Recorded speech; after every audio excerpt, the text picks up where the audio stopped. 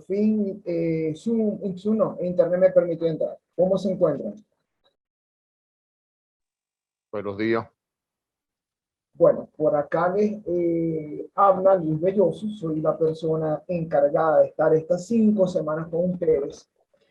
En estos encuentros, unos síncronos, 3 síncronos y 2 síncronos que vamos a realizar para el desarrollo de esta materia. Está conectado Rubén, está conectado Pablo, Luis, Héctor y David. Bueno, bienvenidos a todos. Les cuento brevemente sobre mí para que nos conozcamos un poco y arranquemos con, ustedes también me expresan un poco sobre su opinión y arrancamos con la socialización de la actividad. Tengo un doctorado en ciencias gerenciales, vivo en el estado Zulia, trabajo en la Universidad Nacional Experimental Rafael María Barrar, la UNED, y también doy clases en las diversos estudios de posgrado de la Universidad Dr. Rafael Villoso Chacín en el estado Zulia. Por acá me encuentro a su disposición en este espacio que vamos a comenzar a compartir a modo de socialización en modo bidireccional para enriquecer ambos conocimientos. Se presentan cada uno de ustedes brevemente mientras yo voy cargando las láminas y así vamos a dar inicio a la actividad.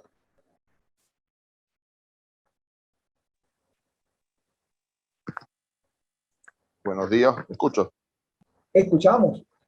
Mucho gusto. Héctor Crespo de Varina, médico veterinario, abogado y egresado de la maestría de Derecho Penal. Recientemente tuvimos acto en San Cristóbal. Un placer por acá de Varina. Ok. Bueno, combina dos grandes áreas, la veterinaria y el derecho. Una combinación. Poco convencional, pero totalmente válida. Perdón. Que una combinación poco convencional, pero totalmente válida. Sí, realmente he tratado siempre de buscar ese punto de unión en ambas carreras. Ahorita está muy en boga todo lo que es la parte del maltrato animal y toda esta cuestión de la parte de la ley agraria y la deuda que tenemos con la legislación en esa materia, pues, la materia de protección y la materia de ambiental, ¿no? Que son áreas bastante comunes en ambas. La ley de la protección con los animales, bueno, estamos en pañales todavía, ¿no? Y la ley de protección agraria, más que en pañales, en periodo de gestación, porque lo que hay demasiado obsoleto, por así decirlo, en comparación a legislaciones a nivel mundial. Una prehistoria. Yo lo dije bonito, está molestando, pero lo dije bonito para no ofendernos, porque tenemos que, pero bueno, si tú lo dices, lo comparto totalmente. Ok, ¿quién continúa? Buenos días. Buenos días. Adelante, Rubén. Escuché una voz de una dama. Creo que vale la prioridad a las damas. Como no, totalmente válido ese planteamiento, lo damos primero. Muchas gracias, buenos días.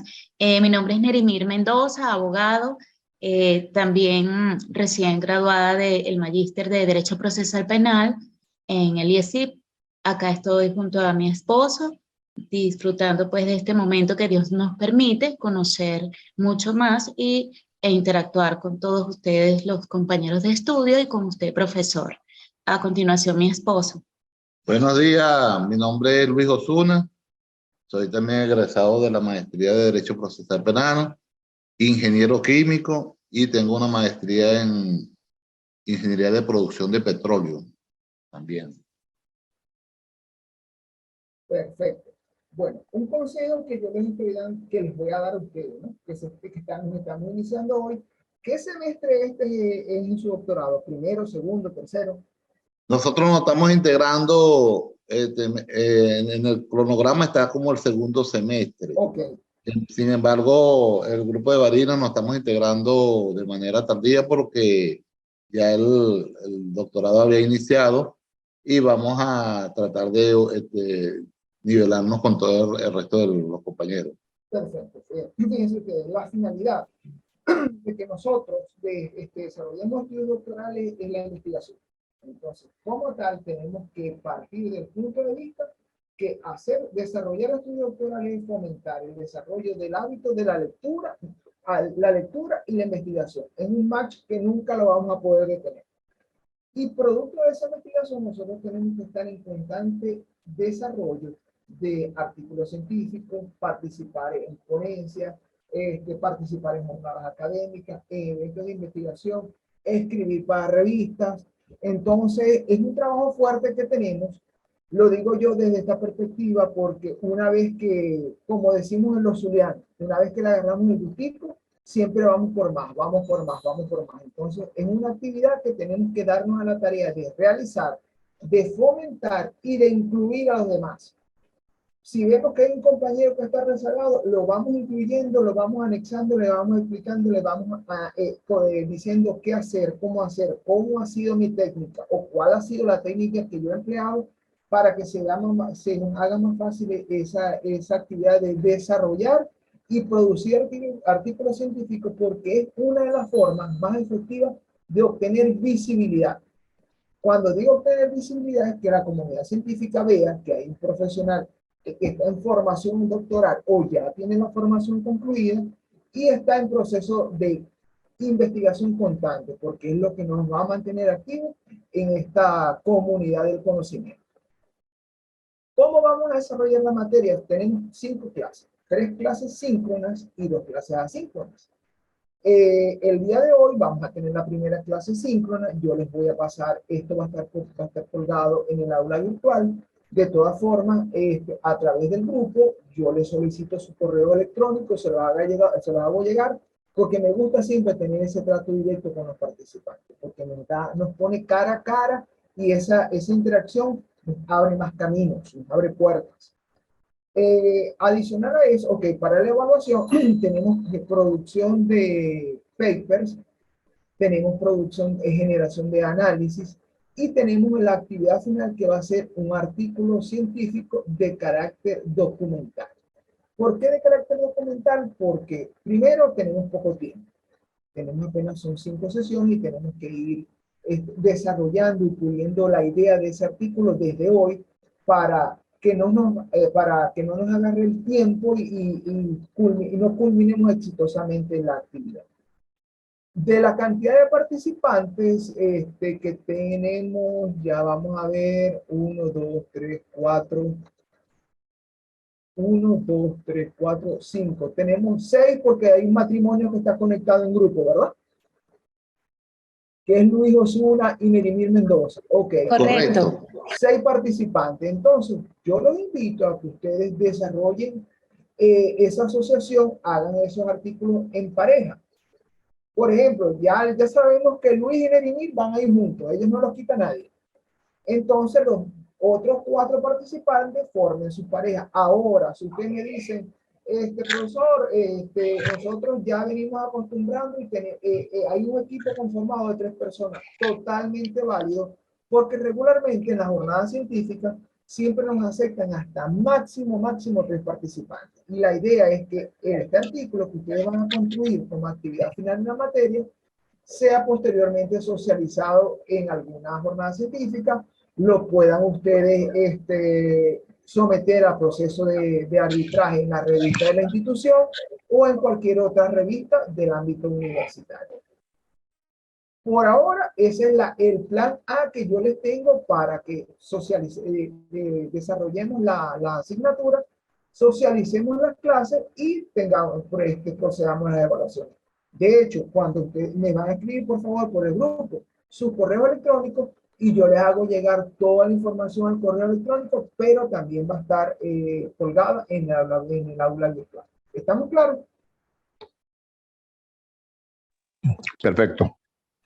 Otra cosita, cuando me emociono, le doy de largo. Entonces, si existe alguna duda, alguien quiere hacer alguna intervención, siéntanse en el total derecho de decir, un momento, esto no quedó claro, por favor, ¿puede explicar esto de otra forma? ¿Qué ejemplo podemos ubicar de esa teoría en la actualidad venezolana para que ese proceso de socialización del conocimiento fluya en forma efectiva?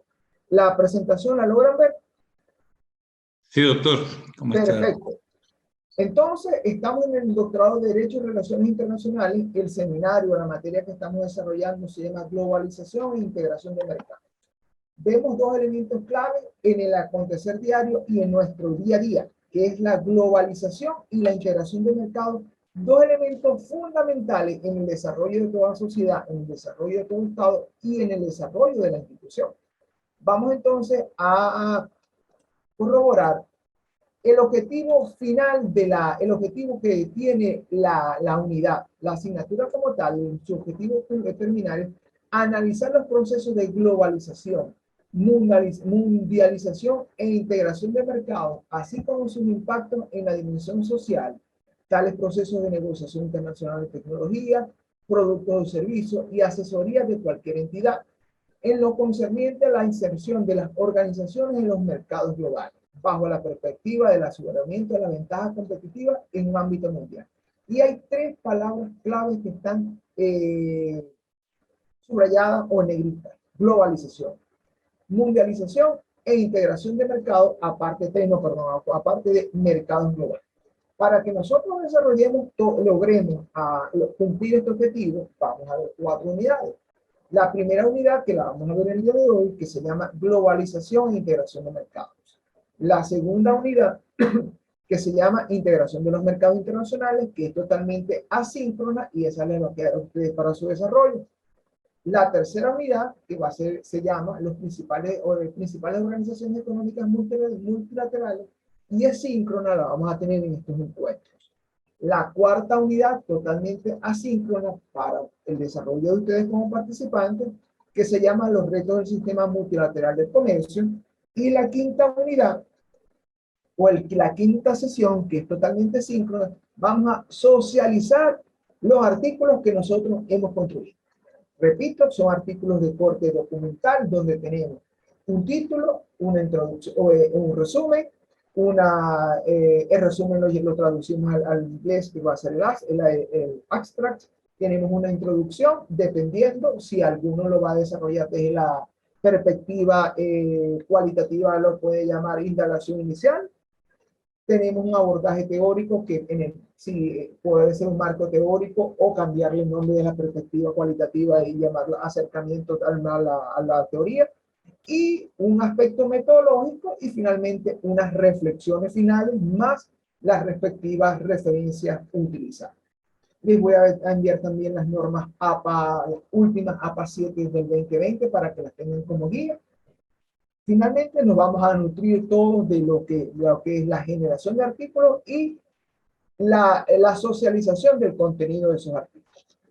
Entonces, repito, para que nosotros podamos llegar a este objetivo final, vamos a analizar estas palabras claves. La primera palabra clave es globalización, que es un fenómeno basado en el aumento continuo de la interconexión entre las diferentes naciones del mundo en un plano político, social y tecnológico. Este proceso de globalización es fundamental en todo el desarrollo de la economía mundial, de las economías de las naciones, de la socialización del conocimiento, del quehacer para poder planificar o proyectar las actividades que posteriormente nosotros vamos a desarrollar.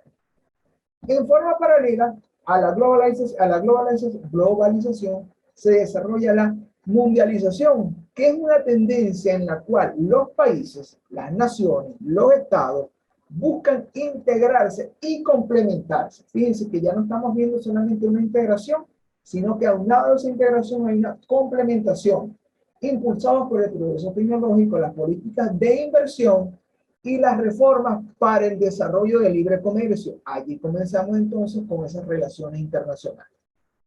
¿Con qué finalidad? Con la finalidad de que se integren los mercados. Entonces, ¿cómo es ese proceso de integración de los mercados? Constituye un elemento clave que conlleva implicaciones económicas, políticas y sociales.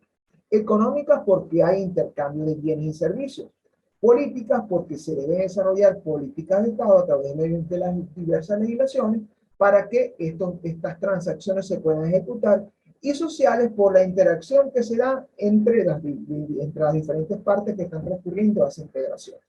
Entonces, el proceso permite que un grupo de países se comprometan a eliminar barreras económicas, minimizar esas barreras para desarrollar acuerdos efectivos entre ellos.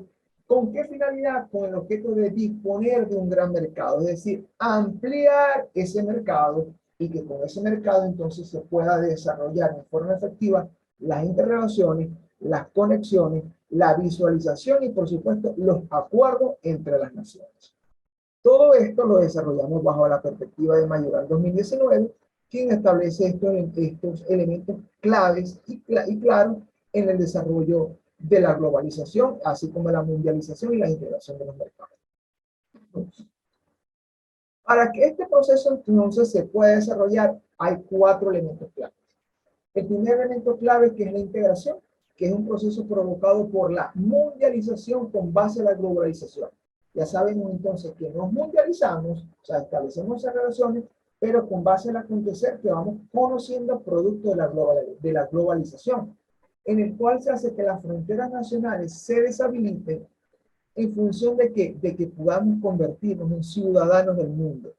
Cuando hablamos de ciudadanos del mundo, ciudadanos de libre tránsito, que podemos ir, conocer, hacer, indagar, socializar, comercializar.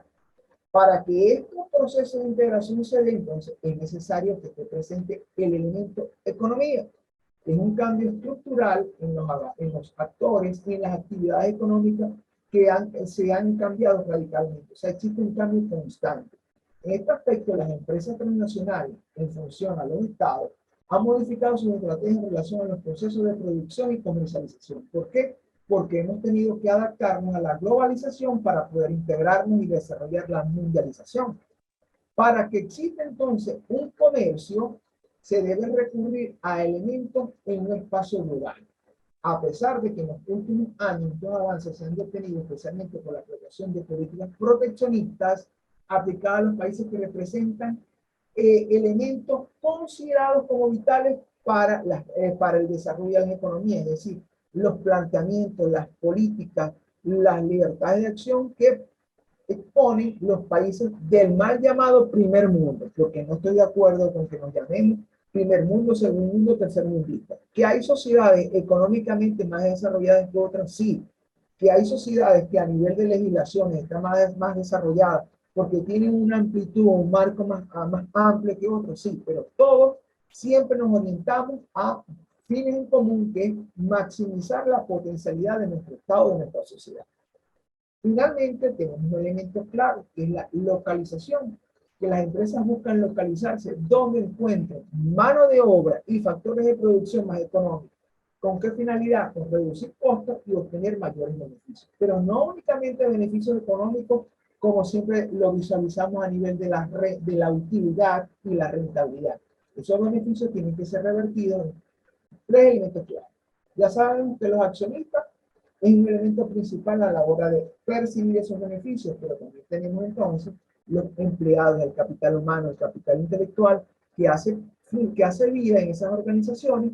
Tenemos grupos de interés. Estos grupos de interés están conformados por la comunidad en la cual hace presencia o las organizaciones, las instituciones, pero también otros grupos de interés conformados por clientes y proveedores, de los cuales de los proveedores recibimos los insumos, transformamos o vendemos ya para su posterior uso, o prestamos los servicios con base a los insumos que recibimos para satisfacer las necesidades de los clientes y que este ciclo sea siempre una espiral que va creciendo. Una espiral que va en función de incrementar mi rango de acción para incrementar con ello la productividad, la utilidad, la rentabilidad, incrementar el comercio nacional e internacional y, por supuesto, fortalecer los procesos de relaciones entre las naciones. ¿Alguna duda hasta ahora? ¿Estamos claros? ¿Alguna intervención?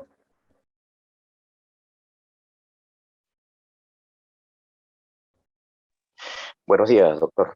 Buenos días. David Camacho de Barinas, ¿no? Una preguntita. Cuando usted se refiere a mundialización como algo distinto a globalización, ¿me podría más o menos indicar cuál es la distinción entre ambos términos? ¿Cómo no? Y vuelvo a la línea anterior para que nos quede más claro. Cuando hablamos de globalización, es el aumento continuo de la interconexión. Por ejemplo, la Internet ha sido fundamental para que nosotros, desde hoy, 1 de octubre, que son 11:20 más o menos de la mañana, ya podamos conocer elementos que se están dando en el otro lado del mundo. Por ejemplo, en Australia, que llevamos 12 horas de diferencia. Entonces, ya eso nos permite conocer a nivel económico cómo se están desarrollando las bolsas de valores en Asia para nosotros poder hacer las proyecciones en América. El fin de semana no trabaja, pero partiendo de la premisa de que estuviésemos entre la semana laboral. Pero ahora, la globalización es vital para que las naciones puedan desarrollar la mundialización. ¿Por qué buscan la mundialización? Porque van a buscar integrarse, agruparse, conformar grupos en común. No es igual estar globalizado, porque globalizados estamos todos, porque estamos en una expectativa de qué va a suceder o el que está sucediendo para planificar nuestras acciones. Pero con la mundialización, ¿qué vamos? Vamos a buscar a formar grupos de interés, pequeños equipos, por así decirlo, que nos va a ayudar a complementar fuerzas, acuerdos entre naciones para fomentar y que una coloque, por ejemplo, tecnología y la otra capital humano, se desarrollen productos, se prestan servicios, pero se potencializa ambas naciones. Disculpe, entonces sería algo así como los famosos bloques internacionales, ¿no? La analogía es perfecta. Excelente. La analogía es perfecta porque fíjense, ahí nos va a llevar que si nos conformamos en equipo, vamos a verlo desde el punto de vista de nosotros como sociedad. O sea, ustedes, las 8 personas, las 7 personas que estamos conectados acá, no es igual que cada quien actúe por su lado en forma independiente, que sumemos fuerza y conformemos un equipo. La suma de las pequeñas partes va a dar un gran resultado, que no es igual vernos en macro con la unión de todos 7 que vernos por separado con el esfuerzo de cada uno de nosotros. Exactamente. Buenos días. Mi nombre es Rubén, desde aquí de San Cristóbal. Podemos decir que la globalización, un ejemplo, es esta misma clase, que estamos, como tú bien lo estabas diciendo, los 7 conectados, pero a la hora de que hablamos de mundialización, es la unión de, por ejemplo, de Pablito, que está en Ecuador, y yo vamos a representar la selección que vamos a entregar un artículo, por ejemplo, porque ahí estamos uniendo las fuerzas para entregar un trabajo. Y el grupo, la globalización, pues que nos permite a todos estar conectados a la vez y tenemos el acceso a la información. Partiendo del punto de vista del supuesto de que Pablo no está en Ecuador, sino que Pablo se encuentra de vacaciones ahorita en la Polinesia Francesa.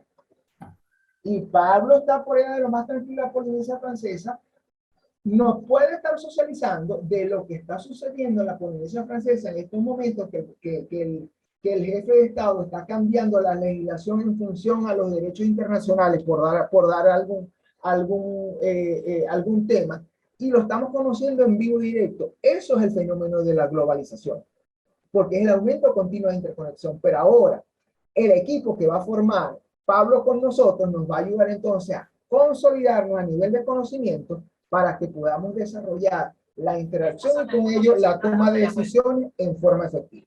Entonces, esos ejemplos que estamos viendo acá, que están saliendo de ustedes hacia acá, fíjense, ustedes mismos se están dando la respuesta. Queda perfecto al momento de decir el match que hay, porque no hay globalización sin mundialización, ni mundialización sin globalización. Pero tenemos que entenderlas como 2 procesos que se complementan, pero son diferentes.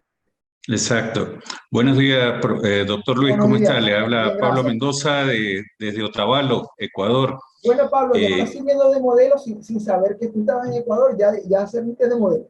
Ya, sí, ya he trabajado con Rubén, sí, por eso aprovecho esa integración de que venimos, incluso hemos tenido la oportunidad de representar ya al IESI aquí en un evento, un congreso internacional en materia de migración junto al doctor Pascual. Y como un pequeño paréntesis para todos los compañeros, para Héctor, para todos los que están conectados, poner a disposición la Universidad de Otavalo, doctor Luis, donde estamos 5 docentes venezolanos ejerciendo la docencia acá en el Ecuador, docencia universitaria en el ámbito del derecho, por cierto, dos paisanos de allá del Zulia, la doctora Ana Julia Romero y el doctor Alexander Lares.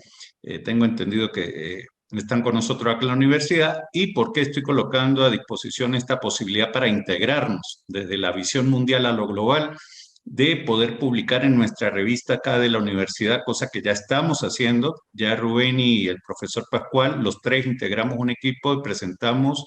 En el mes de noviembre se va a publicar un libro y tenemos la posibilidad de publicar allí un capítulo entre los tres. Entonces, fíjense cómo esos procesos nos permiten, desde la integración a través de la movilidad humana, por ejemplo, en este caso la movilidad docente, nosotros poder integrarnos, estando yo en el Ecuador, Rubén estando en San Cristóbal, aunque los dos somos tachirenses, pero territorios distintos, estamos integrados. Y eso es derivado de la globalización precisamente. Entonces, nosotros decíamos que, por ejemplo, un ejemplo muy sencillo que dábamos en clase era, viene ahorita el Mundial de Fútbol, eso es mundialización, participan 32 selecciones, pero finalmente el globo completo está por intereses deportivos, de transmisiones, de tecnologías, pues conlleva esa mundialización a la globalización. Entonces, un ejemplo muy fácil de poder establecer esa relación pertinente. Entonces, allí está, le dejo a todos mis compañeros, a ti Luis y a todos, la posibilidad de que cuando tengamos esos productos, no solamente en la revista del Redip del IESIT, sino también en nuestra revista Justicias aquí en la universidad, podemos hacer el alcance para llevar a publicarle y lograr un objetivo de investigación como un producto final bien presentado, con lo que es la rigurosidad científica que nos explicaste al inicio. Y sobre todo, Pablo, ahí con eso ustedes están corroborando lo que dice la lámina de integración, ser ciudadanos del mundo. Y como ciudadanos del mundo que somos, y como buenos ciudadanos del mundo que somos, estamos demostrando todas las características distintivas, la fortaleza, razón por la cual nuestros productos tienen que ser con un alto estándar de calidad. Excelente. Perfecto, continuamos. Sí, señor. Ok, si hay alguna duda, tienen toda la libertad para intervenir. Entonces, hablando de estos elementos que están presentes en los procesos económicos, en las políticas económicas y su incremento, vamos a hablar de los tipos de cambio y las operaciones cambiarias básicas. O sea, ¿cuáles son esos tipos de cambio y cuáles son esas operaciones cambiarias básicas? Déjenme colocar esto por más pequeño. Entonces, primero vamos a definir lo que es un sistema de cambio. Un tipo de cambio, perdón. El tipo de cambio es un sistema atribuido o relacionado con un régimen cambiario, donde se establecen tres cosas. Primero, es la forma en que se determina el tipo de cambio, es decir, el valor de la moneda nacional frente a otras.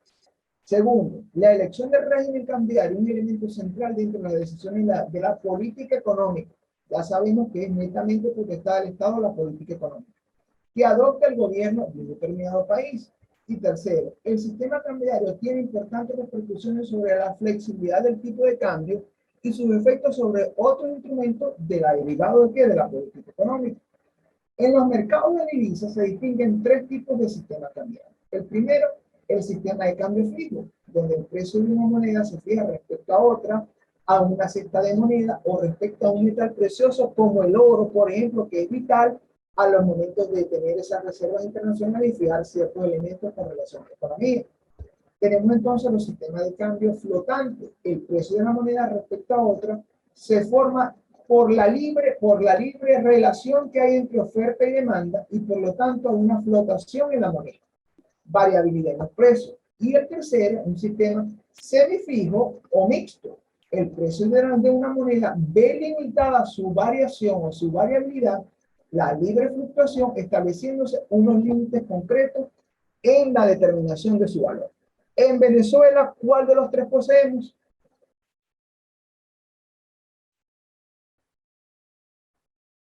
Bueno, teóricamente debería ser el flotante, profesor. Sin embargo, uno analiza desde el punto de vista económico. En una oportunidad nosotros estuve participando en una maestría en economía petrolera y el tipo de cambio está formulado al intercambio que sea real con un país donde hay un volumen de intercambio comercial, una referencia que tiene este país con una moneda referencial como el dólar, y dependiendo de ese volumen, se fija la tasa de cambio. ¿ok? Por ejemplo, nosotros teníamos comercio en el pasado con Estados Unidos y Colombia, y allí estaba el máximo de intercambio, y se tomaban en cuenta la economía colombiana, la economía estadounidense, el volumen de intercambio, y allí se fijaba el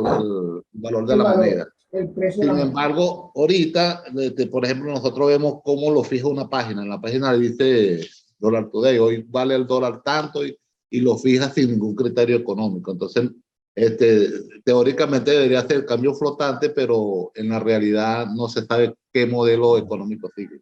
Bueno, Bueno, ok, escuche y Perdón. después intervenga. ¿Cómo no? Sí. No, bueno, lo que quería agregar es que para el tipo de cambio, el Banco Central de Venezuela, Ajá. como ente máximo, es el que fija y establece la tasa de cambio Está entre para sus la funciones. convertibilidad. Sí. Está entre sus Y por funciones supuesto, entre sus funciones y entre la normativa del Banco Central de Venezuela, cuál es la prioridad. es Fijar correcto, y administrar. es correcto.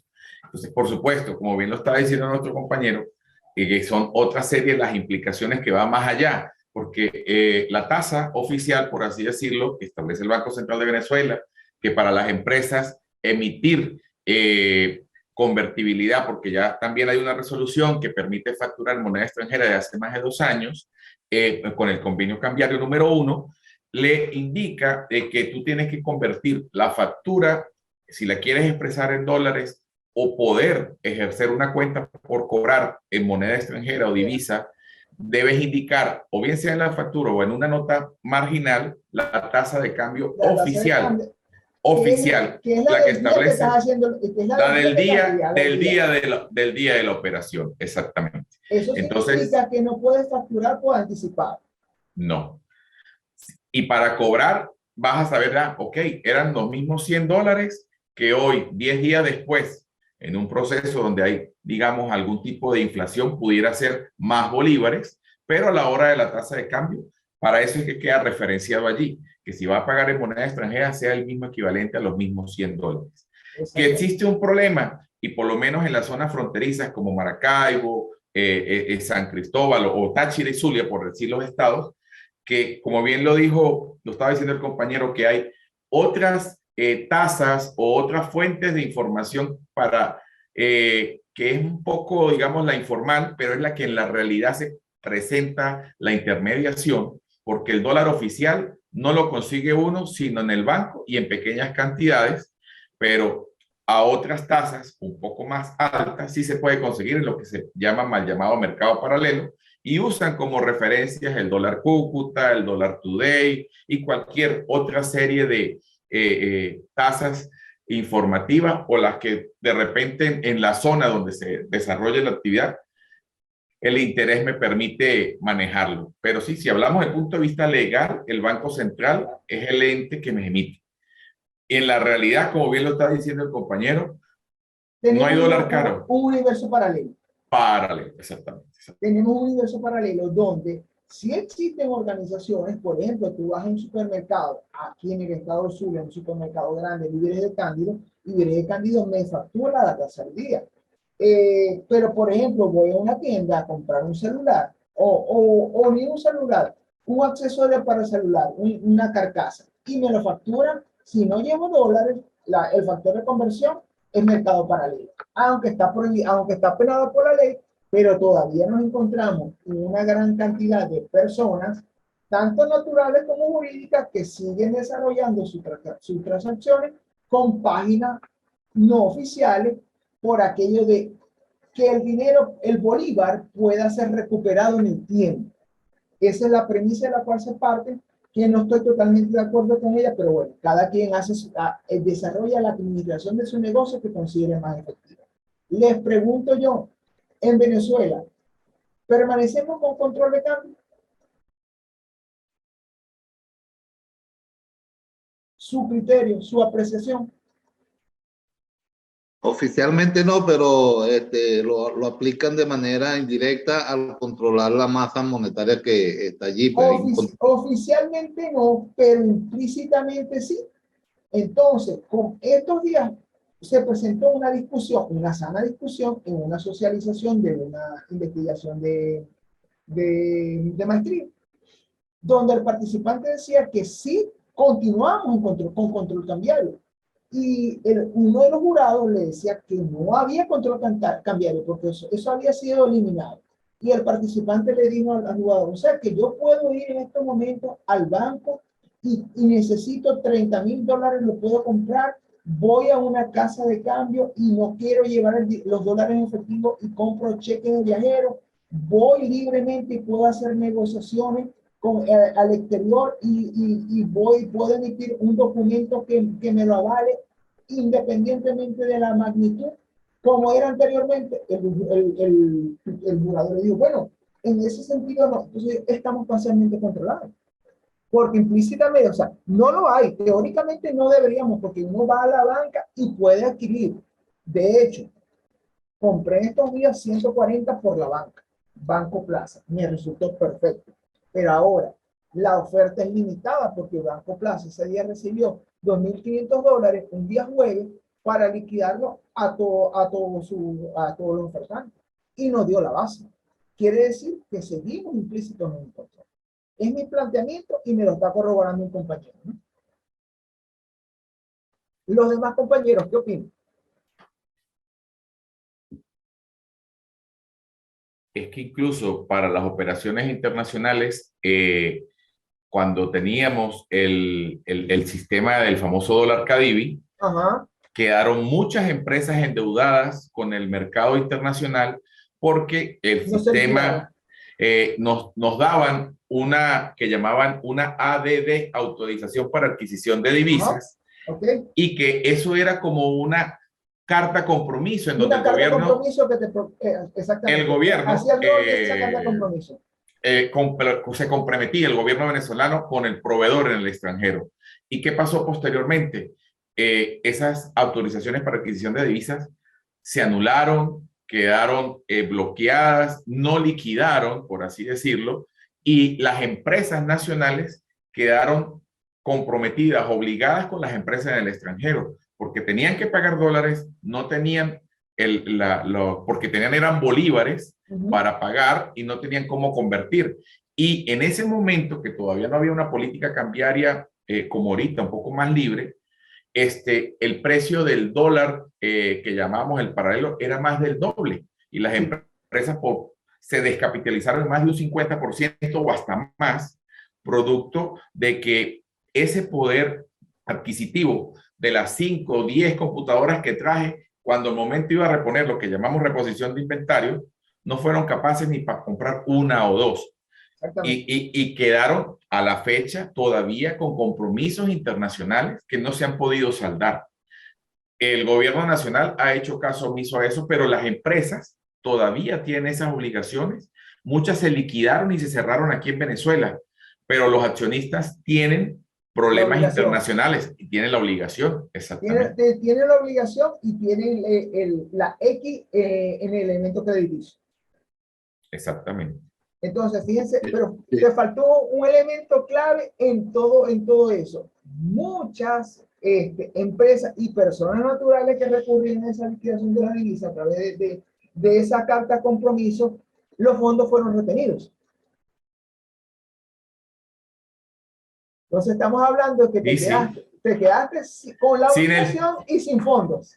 Como decimos coloquialmente, sin el chivo y sin el mecate. Sin el chivo y sin el mecate. O sea, quedamos con la obligación y sin los fondos. Entonces, por lo menos, si hubiese tenido los fondos, no adquiero la misma cantidad de divisas que podía adquirir por la vía legal, pero por la vía ilegal podía adquirir una cuarta parte, casi la mitad, y la deuda saldarla en bajarla. No liquidarla completamente, pero sí bajarla. Pero como me lo estaba diciendo, nos quedamos sin el chivo y sin el mecate. No podíamos operar. Hubo o se desarrollaron mecanismos alternos para poder paliar esa situación. tratar de bajar la deuda, pero muchas empresas cerraron, pero sus socios son corresponsables de esa deuda y a nivel internacional tienen esa X en su historial crediticio. En algunos casos, para completar y cerrar ese punto, profe, unas empresas sí pudieron liquidarlas, pero imagínense, o sea, entregarles, devolverles el dinero, pero con comisiones que iban desde el 20 hasta el 30% del monto ya que habían depositado. Y lo digo, sí, con los mismos funcionarios, y tenía uno que trasladarse a Caracas para que en esas fulanas reuniones secretas y privadas donde tenía que decir, no, mira, te vamos a debitar o te vamos a reintegrar el dinero, no a la cuenta tuya, sino a la cuenta de un tercero, que nosotros te vamos a decir y usted nos tiene que indicar, o sea, uno como empresario tenía que decir que la empresa de Pablo Mendoza, que no tiene nada que ver con la empresa de la que iba a solicitar, que le reintegraran los recursos. Ese Pablo Mendoza era recomendado por el funcionario de Cadivi. Claro. Y ese Pablo Mendoza me iba a entregar a mí era el 70%, porque el 30% iba a quedar para ellos. Así fue una manera para medio recuperar casi que un año después de haber dado ese depósito de ese dinero. Que igual ya ese año después era sal y agua, ya no era nada. Agua. Entonces ibas a recuperar un 70% del 50%. Más o menos. Más o menos. Bueno, es la realidad en Venezuela. Okay, ciertamente, pues, ahí es donde vemos la globalización, porque los eventos políticos impactan lo económico y lo social, en el sentido de que ciertamente, políticamente, internacionalmente, hay unas sanciones, no hay garantías para cumplir con los compromisos internacionales, que es el objetivo que tienen esas reservas internacionales. Se cohíbe, entonces dicen que se sanciona al Estado, pero en realidad termina el ciudadano afectado, porque está globalizado, está conectado, lo político, lo social y lo económico. Entonces vemos el efecto de las sanciones al gobierno reflejado a los industriales, porque allí ellos sienten el impacto que está el control cambiario, la imposibilidad de cambiar, la imposibilidad de pagar, que son consecuencias de los mismos efectos políticos. Entonces vemos allí pues que justamente la materia de globalización vemos cómo afecta lo político, lo social, lo económico y lo económico a lo político. Es una cadena, un ciclo, que un eslabón afecta al otro y al final inicia nuevamente. Sí, también, doctor Luis, veo un elemento que pudiésemos considerar de que no es igual analizar este intercambio de mercados comerciales desde el punto de vista empresarial nada más, sino cuando está la presencia del Estado directamente y el comercio, digamos, tiene ese ámbito público internacional. Es el sujeto que está haciendo la contraprestación de mercado es el Estado venezolano. Y fíjense que ahí se marcan unas asimetrías mucho más amplias de todo punto de vista del control. ¿Por qué? Porque no es igual cuando está haciendo una actividad comercial la empresa que está asistiendo a Rubén cuando es Venezuela el que está con Irán, o cuando Venezuela es directamente con Rusia, es con China, depende del mercado con el que se está estableciendo la relación. Recuerden ustedes los famosos convenios Cuba-Venezuela, los convenios ya cuando eran directos, cuando eran con PDVSA inicialmente con Estados Unidos, y luego cómo cambió esa relación de mercado y contraprestación monetaria, incluso cuando ya decíamos ya no es la divisa que entra directa y que era CAX en el año 70, 80, 90, que era el dólar americano, sino empezamos a trabajar con monedas diferentes. Entonces, ¿cómo el Estado le da el trato? ¿Qué tratamiento da? Por eso tal vez los resultados, los compañeros que están en Barinas, que vienen de la maestría de penal, saben cómo a partir de ese momento empiezan a ampliarse estadísticas de legitimación de capitales, de corrupción, de situaciones que amplían. ¿Por qué? Porque precisamente no hay una estabilidad en ese sentido. Perfecto.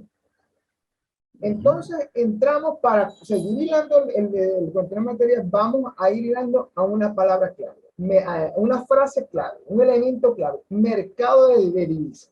En términos generales, las divisas son un activo financiero mantenido por residentes de un país y que constituyen una obligación por parte de un residente de otro país emisor de una moneda diferente.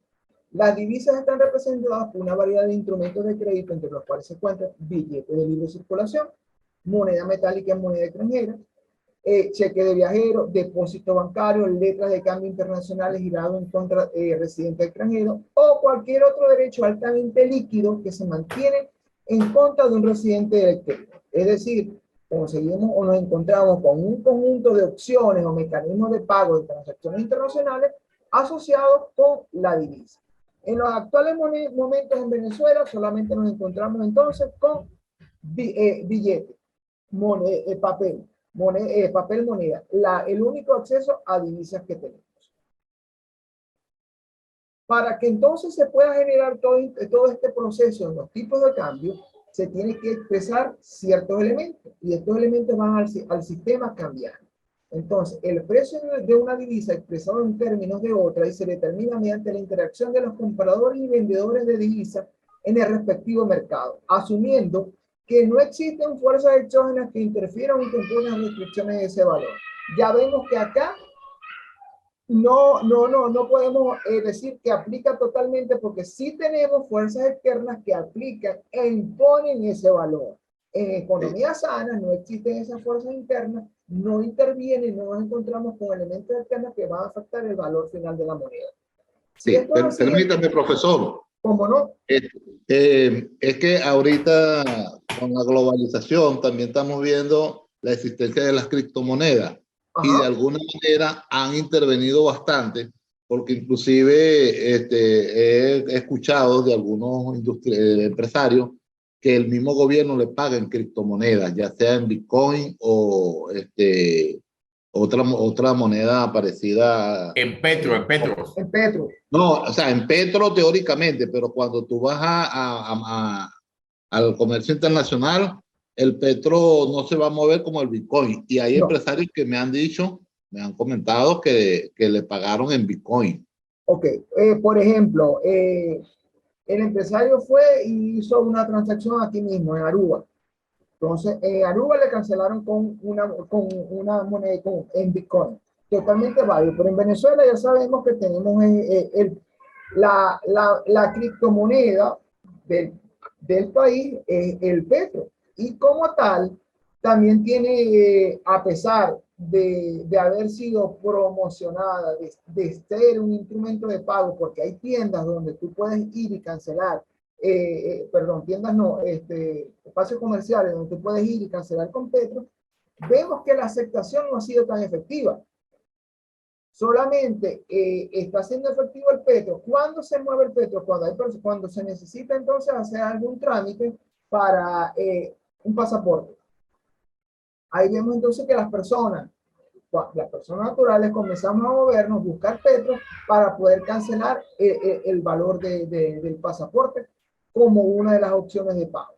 Pero entonces, en relación a las criptomonedas en Venezuela, a pesar de tener el Petro y de tener la legislación relacionada con el Petro, todavía nos encontramos en pañales a lo que es ese mundo virtual del dinero, las criptomonedas como tal, porque conseguimos criptomonedas, Bitcoin.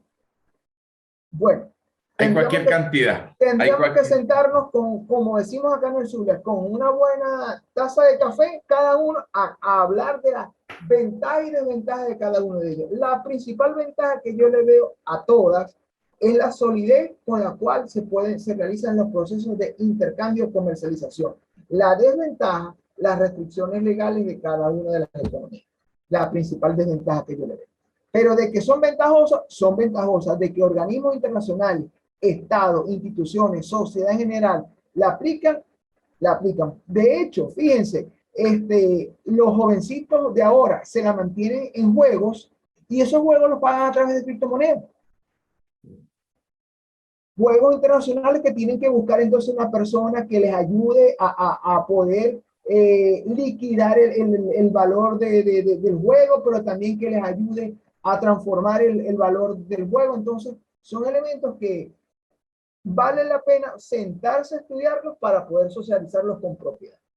Sí, hay muchos tipos de wallet, hay muchas especies de sistemas que te cambian la moneda, los bolívares o la moneda física que estamos acostumbrados, incluso en Europa, hay cajeros automáticos que te recargan una tarjeta y te dan ya valores de criptoactivos, de lo que tú quieras utilizar, dependiendo, porque como son tantos, como tú bien lo has dicho, pero ya nos ha permitido tener una manera de cómo tener dinero. Y la parte también delicada y peligrosa que puede haber allí, como bien lo mencionaba Pablo hace rato, el tema de la legitimación de capitales y lavados de activos, porque por allí no hay rastreo, porque las legislaciones en casi todas partes del mundo no están muy determinadas.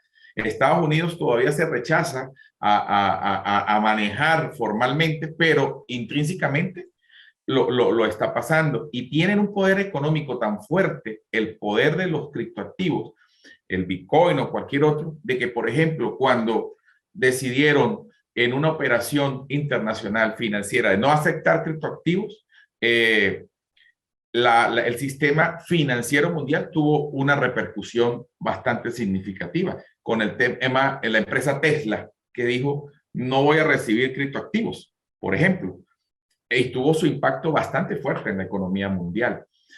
Y nos afectó de manera globalizada, nos enteramos por el manejo de la información, pero también los mercados sí se vieron inmediatamente afectados desde el punto de vista mundial por esa sola decisión que esa empresa de no recibir los criptoactivos. Igual a la otra empresa cuando les hackearon una información y eso pues pidieron recompensa, y ellos pidieron recompensa, eran criptoactivos.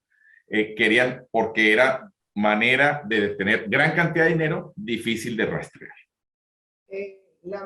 Como hace la mafia armada en Venezuela, la extorsión.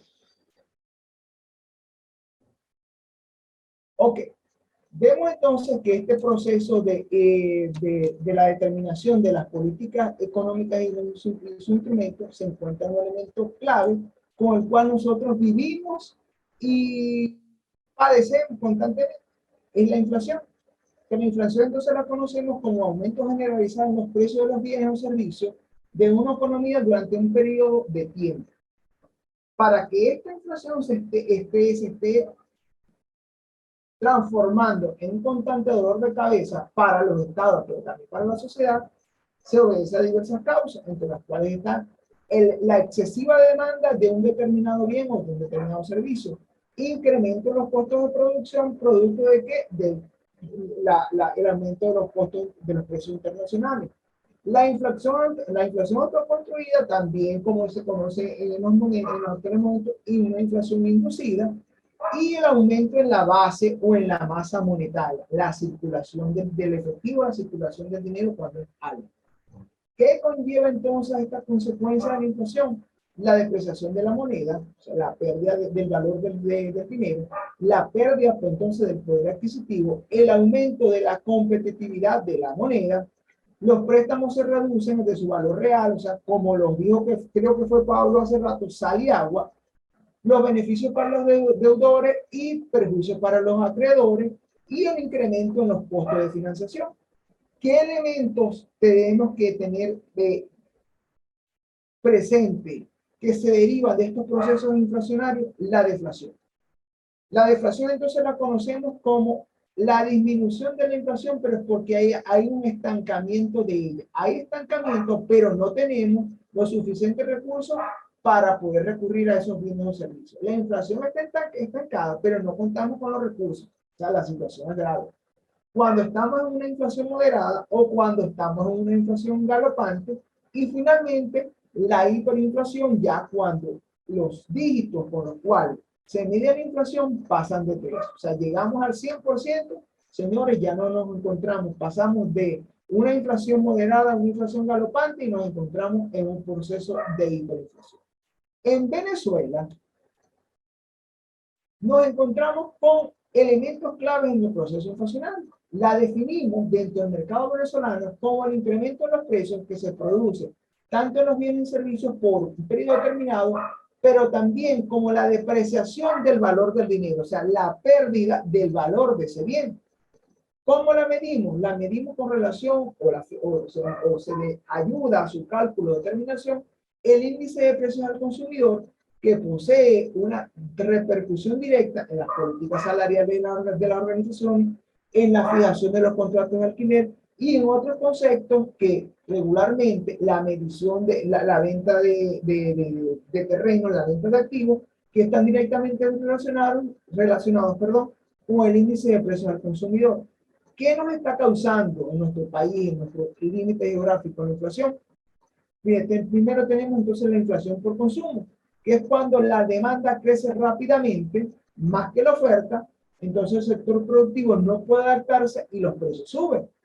La inflación por los costes o los costos de producción, y tenemos entonces, con este caso, el aumento de la materia prima, el aumento en los insumos, el aumento en los bienes, el aumento en el combustible, porque recordemos que hasta hace poco el valor del combustible en Venezuela era irrisorio. De hecho, el costo de transporte, el valor del combustible no se consideraba porque era básico, era poco. Con la subida del precio de la gasolina, igual que otros lubricantes a precios internacionales, ya sufre una escala la estructura de costos de las empresas. ¿Por qué? Porque en lo que es gasolina, diésel, gasoil, todos los elementos representativos de combustible se tornan una carga en la estructura de costos que debe ser reconocida y debe ser inclusive plasmada entre esas estructuras. Y las características de la inflación: exceso de la demanda de productos y servicios, característica clave en el proceso venezolano, aumento en los costos de producción y el incremento de los impuestos debido a la precariedad de la economía. Entonces son elementos clave o elementos característicos del proceso inflacionario dentro de nuestro espacio geográfico. Según el Observatorio Venezolano de Finanzas, que los invito a que sigan en la cuenta del Observatorio Venezolano de Finanzas, tanto en Instagram como en YouTube, porque las conferencias que hacen son virtuales y gratuitas, y tienen invitados, pero de lujo.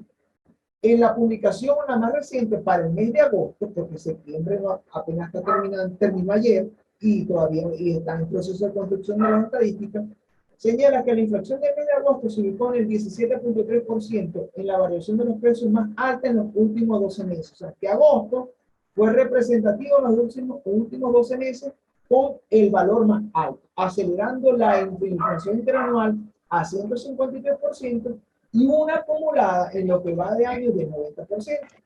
La aceleración de la inflación durante el mes de agosto tiene que ver con la expansión del gasto público. ¿Qué recuerdan ustedes de la expansión del gasto público en julio y agosto? Una cuestión, profesor. Ahí lo que realmente afectó mucho fue el pago de los bonos de la educación. Exactamente, por eso le dije que ¿qué recuerdan ustedes que fue entre julio y agosto? La cancelación del bono vacacional a la masa poblacional del sector universitario de educación, que afectó directamente la colocación de dinero en el mercado. Ahora, una cuestión más fuerte. Si eso fue así solamente al sector docente, que fue en agosto, ahorita que comienza el pago entonces los bonos de fin de año, que es para todos los funcionarios públicos, que es mucho mayor, entonces ¿cuál va a ser entonces el impacto a ese nivel? Ya vas a ver, vamos a ver las proyecciones del Observatorio Nacional de Finanzas, que fíjense, y ahora el pago a los funcionarios públicos se va a dar en 4 partes. Entonces vamos a ver inflaciones escalonadas mensualmente. Las que están, pero se van incrementando. No va a ser una de un solo golpe, sino que van a ser 4 que ya están altas, pero van a ir en escalera, van a ir escalonando. Entonces, el valor de la canasta alimentaria en agosto alcanzó $371, la canasta promedio, mostrando un aumento del 21.66% respecto al año anterior y una disminución del 5.23% respecto a julio. Pero vamos a ver por qué fue su comportamiento. Con relación al salario promedio de $16 en agosto, se observa un regazo significativo en los salarios respecto al costo de la canasta alimentaria. De hecho, el salario mínimo apenas cubre un 4.3% de la canasta. Pero tenemos estas 3 cifras entonces: inflación mensual para el mes de agosto de 17.3%, 153% de inflación interanual y 90% de inflación acumulada. Pero ¿cómo se comporta esto? Vemos entonces que rubro vestir y calzado tienen 23.9, una de las más altas. la más alta. Después está esparcimiento con 23.6%. Perdón, la más alta fue bebidas, alimentos y tabaco. No, estoy bien en la cual. 23.9% en rubro, en calzado, 23% en esparcimiento, 22.7% en bebidas alcohólicas y tabaco, 22.6% en hoteles y restaurantes, educación 22.2%, servicios de bienes y servicios diversos 22.1%, alquiler 20%, 20.9%, salud 20.1%, transporte 19.5%, bebidas no alcohólicas 15.6%, servicios de comunicación 9.4%, equipamiento del hogar 8.0% y rubros servicios generales 4.8%. Entonces, eso da un puntaje general de 17.3%, que son las 1, 2, 3, 4, 5, 6, 7, 8, 9, 10, 11, 12, los 13 elementos básicos con los cuales el Observatorio Nacional de Venezuela permite visualizar, calcular y determinar la variación de los precios y la determinación de la inflación en función a cómo se comporta la economía venezolana. Pero ahora surge la gran pregunta: proceso inflacionario, el dinero no alcanza, el alto costo de todos los bienes y servicios, pero las bebidas alcohólicas y el tabaco siguen manteniendo las ventas. De hecho, está de tercero, y si está de tercero es por la demanda que tiene. La primera demanda ya sabemos que es rubro y calzado, la segunda, esparcimiento, y el tercero, bebidas alcohólicas y tabaco. Entonces, fíjense, ahí va en función de hábitos de consumo, hábitos de preferencia, costumbres y usos, en este caso, de nosotros los venezolanos. Son elementos que tenemos que entonces ir estudiando, ir analizando, porque esto es global en Venezuela, pero las cifras van cambiando dependiendo de la localidad o la región que estemos analizando. Entonces, es un mundo muy grande que tenemos que ir estudiando, analizando en global, pero separándolo para poder entender el contenido de cada uno. Claro, hasta ahora. Fíjese que tengo varios puntos por aquí. Tengo anotado. Por ejemplo, cuando empezó a hablar del precio de la gasolina, tenemos que recordar que nosotros estamos en un sistema de servicio, de subsidio del Estado. En este momento, Venezuela producía cerca de los 3 millones de barriles, refinaba 800, 1 millón de barriles diarios, y permitía que los costos de refinación fueran asumidos por el Estado, y la gasolina era prácticamente regalada. Pero en ese caso, había la producción de petróleo, los ingresos petroleros permitían ese subsidio, lo cual ya prácticamente se elimina al bajar la producción.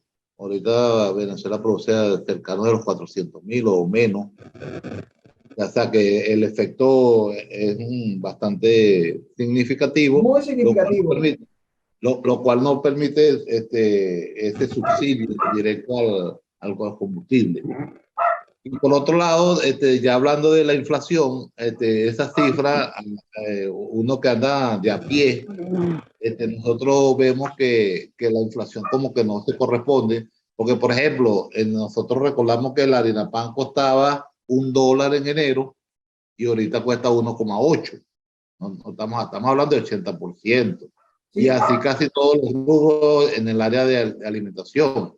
Entonces, sí, hubo un impacto por el pago de los CETES, disparó el sistema cambiario, pero allí aprovecharon de ajustar precios a cosas, a bienes y servicios que tenían un costo en agosto, en julio, y casi lo duplicaron en el mes de septiembre. Entonces, fíjate, tenemos elementos que nos llevan a considerar que en cierto momento, la inflación es producto de toda la dinámica diaria de que sucede dentro del país. Pero también en ciertos momentos o en ciertos periodos, la inflación la podemos considerar como inducida. ¿Podemos avanzar? ¿O alguien tiene otra participación? No, es que eso ciertamente es muy establecido por épocas del año. O sea, hay ciertas tendencias que ya tenemos históricamente y que sabemos para dónde vamos. Ya por lo menos todos los costos que se involucran de aquí en adelante están relacionados con diciembre. Por la Con todas las época, actividades los picos, ahí vamos, sembrinas. estamos en pico. Exacto. Y aquí en Venezuela siempre ha marcado mucho el mercado nacional, son las épocas de vacación. Sí, sí. Entonces, Exacto. hay un efecto en lo que, por lo menos en el área ganadera, en lo que es el precio de la carne, el precio de la leche, el precio del queso, que está relacionado precisamente con las épocas vacacionales. Entonces, lo que deberíamos estar haciendo es conocer nuestro mercado para saber cómo afrontar esos picos, tanto en alta como en baja. El problema es que a veces nosotros somos muy memoria corta, ¿no? Sí, muy No, memoria corta. de hecho existe el proverbio popular, están haciendo su agosto, en Ajá. referencia Y a que es histórico. agosto es periodo de vacación. Profe, Totalmente cierto. le quedan 20 minutos de clase. Ok, gracias, Luz. Fíjense entonces hacia dónde vamos en este enfoque monetario. El enfoque monetario considera la economía mundial como un mercado unitario en el que los distintos submercados nacionales, el mercado de materia prima y el mercado de capitales, están plenamente integrados entre sí y sujetos a la ley en un precio único. Precio único. Esa frase. En consecuencia, el arbitraje asegura que los precios y los tipos de interés de un país concreto están rígidamente, o sea, en forma dura, determinados por las fuerzas de la oferta y la demanda que prevalecen en el mercado mundial. El monetarismo es una doctrina económica que estudia los efectos de las variaciones de la oferta monetaria sobre las variables económicas relevantes, empleo, producción, nivel de precios, índice de precios consumidor, inflación, entre otros elementos. Se basa entonces el monetarismo en una idea de que un aumento en la oferta monetaria, el total de dinero que circula en la economía, aumentará la producción en el corto plazo y la inflación en el largo. Fíjense, aumenta la producción en el corto plazo, pero se prevé entonces un máximo nivel de consumo, en el largo plazo me va a incrementar la producción, la inflación. Ese enfoque monetario vigente en todos los procesos económicos. Pero esto conlleva entonces a que se desarrolle el conocido efecto Fisher. El efecto Fisher demuestra la conexión entre las tasas de interés reales, las tasas de interés nominales y la tasa de inflación. Según este efecto Fisher, la tasa de interés real es igual a la tasa de interés nominal menos la inflación esperada. El resultado en la práctica es que a medida que aumentan las tasas de inflación, las tasas de interés reales bajen. Cuando las tasas nominales no aumentan a tasas iguales a la de la inflación. En efecto, no siempre es visible este fenómeno, pero es un patrón económico consistente. Aplicando o llevando la teoría, extrapolándola a la teoría de la realidad. Tasa nominal, tasa efectiva e inflación. Si nosotros decimos, tenemos una colocación en el BNC y el BNC está cancelando el 15% de interés.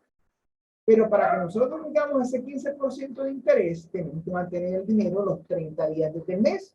Entonces, si mantenemos el dinero los 30 días del mes, vamos a garantizar esa tasa real que es el 15%. Pero ahora, vamos a asumir que la inflación no fue del 17.34% en agosto, sino que fue del 12%. De ese 15%, que es la tasa nominal, le restamos la inflación, que vamos a decir que es 12, nos quedaría una tasa efectiva o una tasa nominal del 3%. Entonces, vemos allí cómo se comportan estas dos tasas, pero influenciadas directamente por la tasa que determina la inflación para computar o determinar y analizar la diferencia entre la tasa real y la tasa efectiva o la tasa nominal. Para que entonces se desarrollen estos procesos de efecto Fisher, intermediación, debemos recurrir a los mercados financieros internacionales, que los mercados financieros internacionales constituyen un sistema donde actores de distintos países comercializan sus instrumentos de inversión. Estos son principalmente instrumentos de deuda, pública o privada. En otras palabras, en los mercados financieros se agrupan inversionistas que van en función, unos de adquirir y otros de vender activos financieros, bonos, tenedurías, acciones, entre otros. ¿Cuáles son estas características de los mercados financieros? Primero, las empresas emiten sus acciones e instrumentos de deuda en los mercados para recaudar capital y capitalizarse. Lo segundo, los precios responden a una relación entre oferta y demanda. Tercero, los grandes inversionistas globales deben diversificar su portafolio para maximizar los dividendos. Cuarto, existe el fenómeno de liquidez inmediata. Y quinta, los límites de los mercados financieros son menos claros, creándose un sistema más global. ¿Por qué? Porque no hay barreras entre uno y otro. Esto conlleva entonces a que se desarrollen cuatro tipos de mercados. Primero, el mercado de divisas. Segundo, el mercado bursátil, también conocido como lo estamos viendo como el mercado del dinero, bolsa de valores. Tercero, el mercado de las materias primas, donde el petróleo juega un papel fundamental. Y por último, el mercado de derivados, producto del conjunto de bienes o servicios que vamos a necesitar para los diversos procesos productivos. Política comercial como punto final de la presentación del día de hoy. Es un conjunto de regulaciones que determinan cómo se desarrollan las relaciones económicas entre empresas o individuos locales y agentes extranjeros. Engloba todo el marco legal al que están sujetas tanto las importaciones como las exportaciones, balance de pago. La política comercial es uno de los pilares fundamentales para determinar la eficiente asignación de los recursos productivos y así maximizar el bienestar de la población. Para ello, la política comercial incluye un robusto conjunto de instrumentos de política económica que van a permitir asegurar la libre comercialización de bienes, así tanto de bienes como de servicios. Estamos hablando de comercio, tales como aranceles, procedimientos aduaneros, compras públicas, promociones de inversión, entre otros elementos. Hace entonces referencia a la política pública que está orientada a regular los flujos comerciales con el resto de las economías. Determina entonces el contacto entre productores y consumidores, ofertantes y demandantes nacionales con los precios mundiales. Es la medida en la que los distintos instrumentos, aranceles, cuotas o los subsidios, afectan los precios y las cantidades producidas en el ámbito de la política comercial y es esencialmente en el escenario microeconómico con la interacción o la disociación, el complemento del escenario macroeconómico. ¿Cuál va a ser la actividad que ustedes van a desarrollar para esta primera socialización? Van a hablar en forma general un análisis de quien quiera hacer un análisis normal lo puede hacer. Quien quiera hacer un análisis crítico lo puede hacer. Quien quiera hacer un análisis argumentado lo puede hacer. La tarea es realizar un análisis. Cada quien realiza o desarrolla el análisis con el que se sienta más cómodo de cómo es la política comercial del Estado venezolano. Esa es la tarea. Y van a tener entonces una semana para hacerlo, que es para la semana que viene. Pero eso sí, va a ser algo concreto porque es un máximo 2 horas. ¿Por qué? Porque para la semana que viene tienen 2 asignaciones. La tarea que corresponde al desarrollo de la unidad de hoy, más la unidad que van a desarrollar ustedes, que ya la vimos al inicio de la sesión. Y necesito entonces que me envíen a través del grupo los correos electrónicos para hacerles llegar las pautas a cada uno de ustedes mientras subo la información al aula virtual. ¿Claro por el día de hoy? Sí, señor. Sí, señor. Perfecto.